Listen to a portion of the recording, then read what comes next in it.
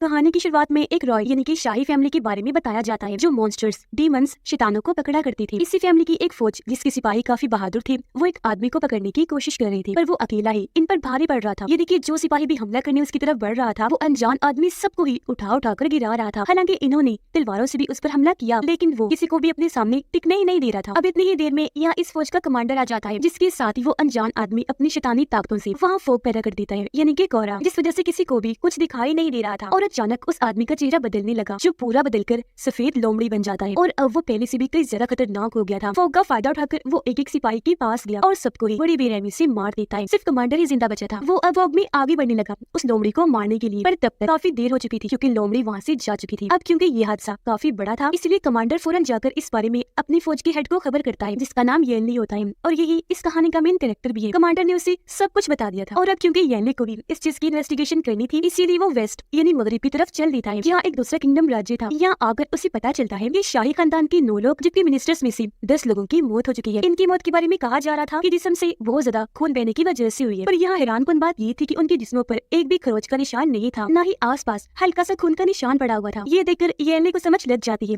कि ये काम जरूर शैतानों का है, क्योंकि उनके पास खास ऐसी ताकतें, उनके जिस्म में ऐसी चीज होती है कि वो आसानी इंसानों का खून पी सकती है, वो भी खून का एक भी कतरा बहाए बगैर। अब यहाँ से येनली एक शैतानी कबीले में जाता है, जहाँ ये सारी शैतान रहा करती थी, पर यहाँ की शैतान बिल्कुल इंसानों जैसी दिखती थी। साथ ही उनकी आदत भी काफी अच्छी थी, वो खतरनाक नहीं थी, तो किसी को भी उनसे कोई खतरा नहीं था। अब येनली के गले में एक बैज का लॉकेट था, जिसे हाथ लगाकर कुछ रंगों वाली लहरें पैदा करता है, जो देखकर सफेद कपड़े पहनी एक लड़की वहाँ पर आ जाती है, जो काफी खूबसूरत लग रही थी। इसका नाम यू था, जो येनली का बैज छीनकर वहाँ से भाग जाती है। अब उसका पीछा करते हुए येनली यहाँ के हेड चीफ के पास आ जाता है और उसे यू की हरकत के बारे में बता देता है, जिस पर हेड चीफ उससे कहते हैं कि यू की हरकत पर मैं आपसे माफी मांगता हूँ, जो कहकर वो येनली को उसका बैज वापस कर देते हैं। अब जब हेड चीफ ने उसके यहाँ आने की वजह पूछी तो वो बताता है कि मैं यहाँ शैतान की खोज में आया हूँ। जो सुनकर हेड चीफ उसे यू के अंकल के पास जाने का कहते हैं, जो इस गांव के बुजुर्ग हैं और काफी अच्छी जानकारियाँ देते हैं। इसलिए येनली और यू जल्दी अंकल के पास गई। वो अंकल को एक पोटली देता है जिसमें कुछ बाल थे। येनली कहता है कि चेक करके बताइएगा कि ये किस शैतान के बाल हैं, जिस पर अंकल बताते हैं कि ये तो लोमड़ी के बाल हैं। तो अब मजीद इन्वेस्टिगेशन करने के लिए येनली वापस महल आ जाता है, जहाँ ऑफिसर से उसे पता चलता है कि राजा ने इस केस की इन्वेस्टिगेशन करने के लिए तुम्हें 2 दिन का वक्त दिया है। जिसके बाद येनली अब मेन मिनिस्टर के पास जाता है, जो यहाँ का एडवाइजर था, जिसे भी येनली सफेद लोमड़ी के बारे में बता देता है और मजीद इस बारे में उससे जानकारी लेने की कोशिश करता है। तब मिनिस्टर एडवाइजर बताते हैं कि तकरीबन 20 साल पहले राजा की वाइफ और उनकी एक मेड नौकरानी दोनों ही प्रेग्नेंट थी। वो राजा की बच्चे की माएं बनने वाली थी, क्योंकि उन दोनों से ही राजा ने शादी की हुई थी। पहली बीवी रानी थी और दूसरी मेड, क्योंकि वो अपनी मेड से पहले प्यार किया करती थी। अब क्योंकि राजा का कोई वारिस नहीं था, इसलिए वो फैसला करते हैं कि जो भी बच्चा पहले पैदा होगा उसे ही राजगद्दी दे दी जाएगी, यानी कि इस किंगडम की पूरी हुकूमत। तो यहाँ पर उनकी मेड ने पहले बच्चे को पैदा कर दिया था, जो कोई इंसानी बच्चा नहीं था, बल्कि वो शैतानी सफेद लोमड़ी का बच्चा पैदा हुआ था, वो भी मरा हुआ। अब लोमड़ी का बच्चा पैदा होने की वजह ये थी कि जब मेड प्रेग्नेंट थी तो उसने एक बुजुर्ग आदमी की काफी बेइज्जती की थी, जिस आदमी के पास बहुत ताकतें थी, वो जादूगर था। इसीलिए उसने मेड को ये कर्ज बदुआ दी कि जब भी तुम्हारा बच्चा पैदा होगा वो सफेद लोमड़ी का बच्चा होगा, जो शैतानी होगा। अब ये सच्चाई जानने के बाद येनली मेड की पुराने महल जाता है, जहाँ दीवार पर लगे एक कैलेंडर पर कुछ शेर लिखे हुए थे, जिन्हें येनली पढ़ने लगता है। लेकिन तभी अचानक यहाँ पर फोग यानी कि कोहरा छा जाता है, जिसके साथ ही वहाँ सफेद लोमड़ी और कुछ शैतान आकर उस पर हमला कर देते हैं और यहाँ इनकी लड़ाई शुरू हो जाती है। येनली काफी बहादुरी से उनके हर एक हमले का जवाब दे रहा था। वो घूम घूम कर तलवारों से उन पर हमले किए जा रहा था और उनके हर वार को रोक रहा था। ये लड़ाई देखकर राजकुमारी भी यहाँ पर आ जाती है और वो अपने जादुई तीरों से शैतानों पर हमला कर देती है, जिससे वो राख बन के वहाँ से गायब हो जाते हैं। इस इन्वेस्टिगेशन में वो भी येनली का साथ देने के लिए शामिल हो गई और अब ये दोनों फिर से उसी शैतानी कबीले में आ जाते हैं। यहाँ आकर येनली हेड चीफ को सारी बात बता देता है। ये जैसे मैंने कैलेंडर वाली वो शेर पढ़े, तभी सफेद लोमड़ी और उसके साथियों ने आकर हमला कर दिया, जिस पर हेड चीफ उसे बताते हैं कि वो शेर राजा ने अपनी दूसरी बीवी मेड के लिए लिखे थे, जिससे वो बहुत प्यार किया करती थी, लेकिन मेड तो राजा को धोखा दे रही थी क्योंकि वो किसी और के प्यार में पड़ गई थी। ये सारी सच्चाई चीफ उसे बता ही रही थी कि तभी दोनों को बाहर से शोर की आवाज आने लगती है। ये जब जाकर चेक करती है तो पता चला कि यू और राजकुमारी की लड़ाई हो रही है, पर हेड चीफ आकर उन्हें रोकने लगती है, लेकिन तभी उनकी तबीयत खराब होने लगी, वो तड़पने लगे और वहीं गिरकर बेहोश हो जाते हैं। अभी सारी सूरत हाल देखकर येनली काफी घबरा गया। उसे समझ नहीं आ रही थी कि अब इन हालात में इन्वेस्टिगेशन कैसे करूं। कि तभी उन्हें एक और खबर मिलती है कि यू के अंकल की भी मौत हो गई है। पर अब जब येनली उसकी लाश की जांच करता है तो उसे लाश में से एक सुई और धागा मिलता है, जिससे येनली को यहाँ समझ लग गई कि जो सबका कातिल हथियारा है, यानी कि शैतान जिसने राजमहल दूसरे किंगडम के लोगों को भी मारा था, वो असल में लाशों का खून खुद नहीं पी रहा था, बल्कि लाशों में से खून निकालकर वो कहीं और भेज रहा था। अब शैतान उस इंसान जिसे उसने शिकार बनाना होता है उसके जिस्म से एक बाल बाहर निकालता है, फिर बाल वाली छोटी सी जगह पर वो सुई और धागा डालकर वहाँ से खून खींचता है। यही वजह है कि जैसे उस इंसान में खून कम पड़ता है उसकी मौत हो जाती है, और यही वजह है कि लाश पर ऐसा चोट का कोई निशान भी नहीं होता। अब येनली सोच में पड़ जाता है कि आखिर ये चीज कैसे हो सकती है, क्योंकि एक इंसान में से कम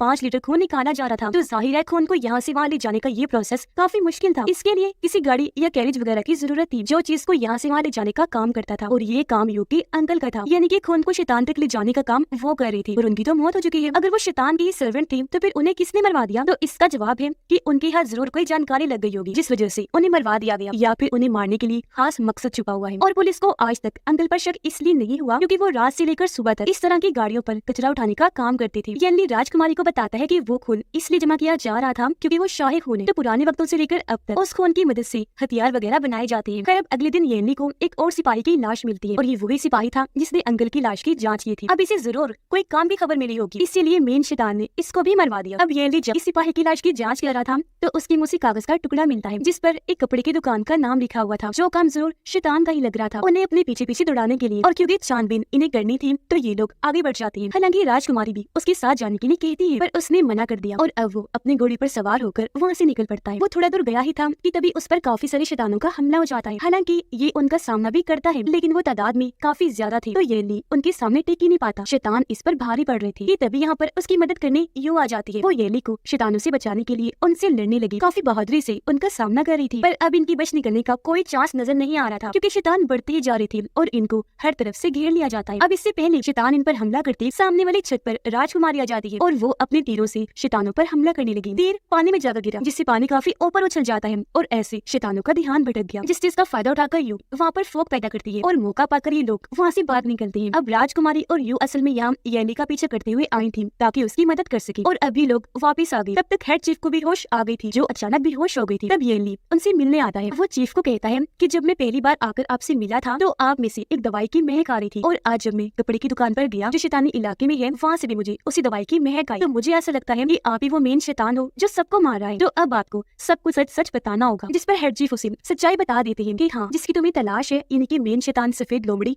वो मैं ही हूँ, और अपनी फैमिली की मैं आखिरी लोमड़ी रह गया हूँ। और अब जैसे येनली उसे पकड़ने के लिए आगे बढ़ा, चीफ उसे एक और सच्चाई बताते हैं जो सुनकर तो उसकी होश उड़ गई। वो कहते हैं कि अभी तक तुम जिसे अपने डैड कह रही थी ना, यानी कि राजा के खास आदमी, वो भी तुम्हारे असली डैड नहीं है बल्कि तुम्हारा सुतीला बाप है जिसने तुम्हें एक जगह से लिया था, और तुम भी कोई इंसान नहीं बल्कि हमारी तरह शैतान हो। और अब तुम्हें तुम्हारी सच्चाई जाननी हो। अगर मेरी जुबान पर यकीन नहीं तो महल जाओ और अपने लोगों से पूछ लो। अब ये बात सुनकर येनली जो पहले ही काफी कंफ्यूज था वो सुन पड़ जाता है। उसे समझ ही नहीं आती कि क्या कहूँ और क्या करूँ। काफी सोचने के बाद वो वहाँ से भागा और सीधा अपने महल आ जाता है, और अपने मेन मिनिस्टर एडवाइजर से सारी सच्चाई बताने को कहता है, जहाँ वो पहले तो कुछ नहीं बताता, लेकिन जब येनली की शैतान होने की बात सामने आई तो वो सारी सच्चाई बताने लगता है। कहता है कि आज से 20 साल पहले जब राजा की दूसरी वाइफ मेड प्रेग्नेंट थी तो उन्हें कर्ज की वजह से सफेद लोमड़ी का गोश्त खाने की तलब हुआ करती थी, और राजा कैसे भी करके ये चीज पूरी करना चाहते थे कि मैं उसे लोमड़ी का गोश्त खिला ही दूं। वो जंगल में उसका शिकार करने गए, पर उन्हें वहाँ काफी सारी मुश्किलात का सामना करना पड़ा। कुछ जंगली जानवरों ने उन पर हमला कर दिया जिनसे बहुत मुश्किल से उन्होंने अपनी जान बचाई, पर जब पास के गाँव वालों ने उनकी हालत देखी तो वो उन्हें उठाकर अपने गाँव ले आए, उनका इलाज करके खूब सेवा की ताकि राजा जल्द ठीक हो जाए। पर जब राजा को होश आई तो वो बजाय गाँव वालों का शुक्रिया अदा करने की वो उन्हीं पर ही शक करने लगे। उन्होंने सोचा कि गाँव वालों ने मुझे जानबूझकर यहाँ पे पकड़ के रखा हुआ है। वजह ये थी कि वो गाँव वाले भी शैतान थे, और जब इस बारे में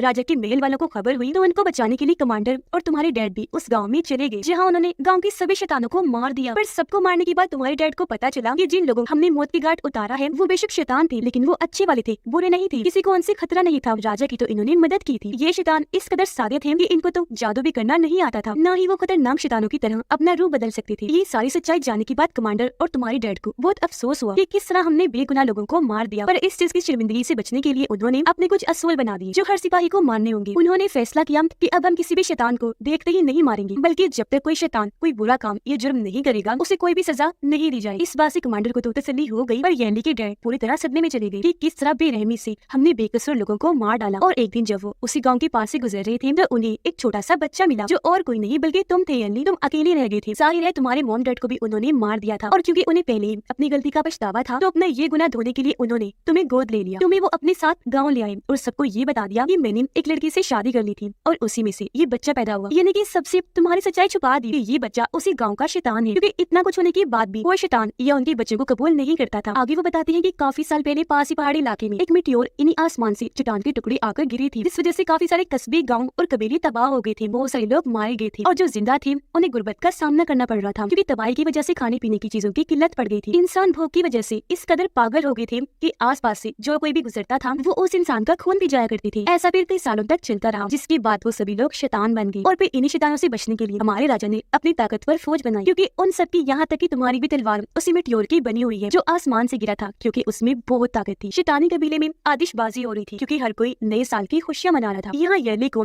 हेड चीफ इनकी सफेद लोमड़ी की सच्चाई पता चल गई थी कि इसने मेरे खाने में जहर मिलाकर मुझे मारने की कोशिश की, पर जब उसका ये प्लान काम नहीं किया तो उसने खुद ही ल्यू के अंकल को मरवा दिया ताकि इससे यर्ली डर जाए और इस शैतानी कबीले को छोड़कर चला जाए। और अब यहाँ पर चीफ सफेद लोमड़ी अपना असली प्लान सामने लाता है, बताने लगा कि सालों पहले राजा और उसके लोगों की तरफ से जो भी हुआ वो मुझे पसंद नहीं आया। मैं बहुत गुस्से में था, इसलिए राज फैमिली से शैतानों का बदला लेना चाहता था। इस मकसद के लिए मैंने एक खास किस्म की दवाई बनाई है जिसको खाकर नॉर्मल इंसान के अंदर का शैतान भी जाग जाएगा और वो शैतान बन जाएंगे। वो हद से ज्यादा गुस्से वाले खतरनाक हो जाएंगे और फिर राज खानदान के लोगों को मारकर शैतानों का बदला ले लेंगे। ये प्लान उसने अंजाम दे भी दिया। उसने वो दवाई नए साल की दावत में पकाए जाने वाले खाने में मिला दी थी जिसे खाते ही इंसान जानवर से शैतान बन जाते हैं, जबकि जो नॉर्मल शैतान थे वो भी बदलकर खतरनाक शैतान का रूप ले लेते हैं। देखते ही देखते वहाँ हर एक इंसान बदलने लगता है और अब वो अपना कंट्रोल खोने लगते हैं। ये देखकर येली अपने बैच से कुछ लहरें फिर से पैदा करता है जिसके जादू से ये सारे फिर से धीरे धीरे ठीक हो जाते हैं। ये देखकर चीफ लोमड़ी येली को रोकने के लिए उस पर हमला करता है। बदले में उसने भी किया, लेकिन चीफ के हमले से वो जख्मी हो जाता है। इनकी लड़ाई चल ही रही थी